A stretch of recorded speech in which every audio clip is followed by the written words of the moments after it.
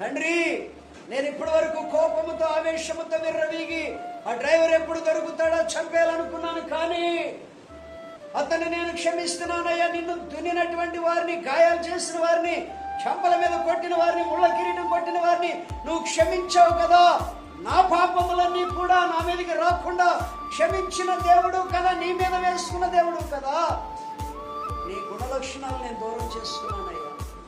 ఇది మొదలుకొని క్షమించే మనసుతోనే ఉంటాను, క్షమిస్తూనే ఉంటానయ్యా. ఇకన్నడికి పగ తీర్చుకునే మనసు, సాతాను మనసు నేను తెచ్చుకోను. మాస్టర్ గారు ఎదుట కన్నీరు కారుస్తూ ప్రార్థన చేయటం మొదలుపెట్టాడు. దైవజనుడు కన్నీళ్లు కార్చి, తండ్రి, ఆత్మ నశించిపోకుండా రక్షించుకున్నావయ్యా, ఈ బిడ్డలో పక్షాత్తాపాన్ని ఇచ్చావయ్యా. దైవజనుడు కూడా కన్నీళ్లతో ఆ వ్యక్తిని కౌగలించుకుని ప్రార్థన చేసి దీవెనలు ఇచ్చి అప్పుడు ప్రశాంతంగా ఇంటికి వెళ్ళాడు. దేవునికి